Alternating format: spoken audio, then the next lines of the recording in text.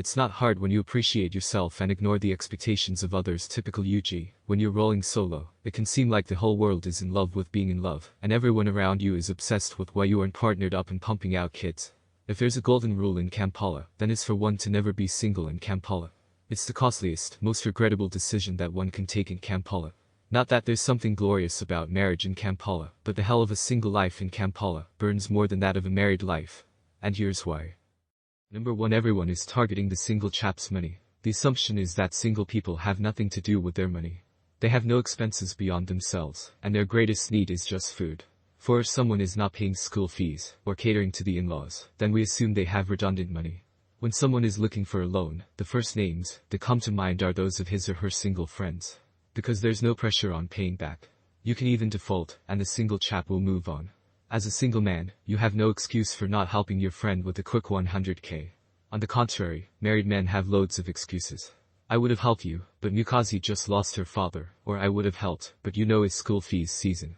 The single man lacks that ability to summon their but.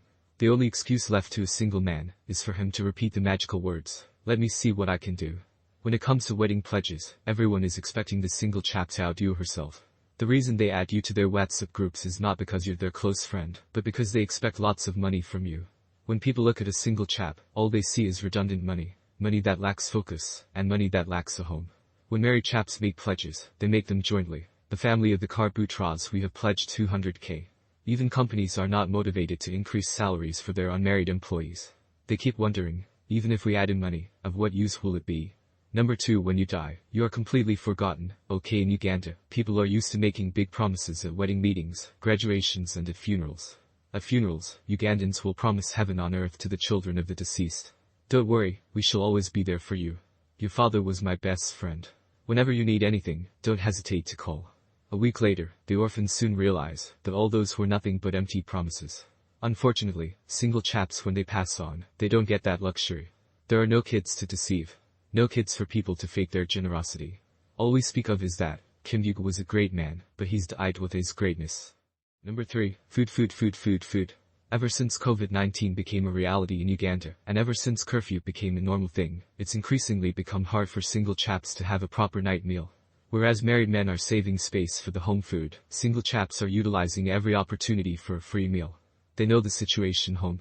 As a single chap, you sleep alone, wake up alone, fight your problems alone, eat alone, and in this Kampala, you can't be fighting your demons alone.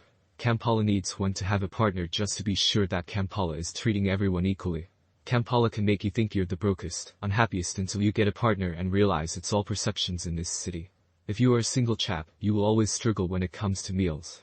You will never know what it means to eat after eating. And number 4. You become the errand girl or boy. Single chaps only get to realize at family and office functions that they're the designated errand personnel. When there's a missing chair at a family meeting, we expect a single chap to sacrifice his or her chair for that married couple.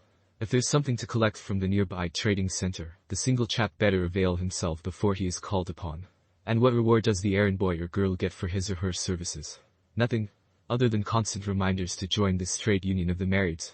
I also don't understand why married people outdo themselves when it comes to winning souls from the singles trade union, STU, to the marrieds trade union, MTU. As a single chap, people be encouraging you to find someone. Just pick one person, settle down with that one. There are no perfect people, you can build yourselves together.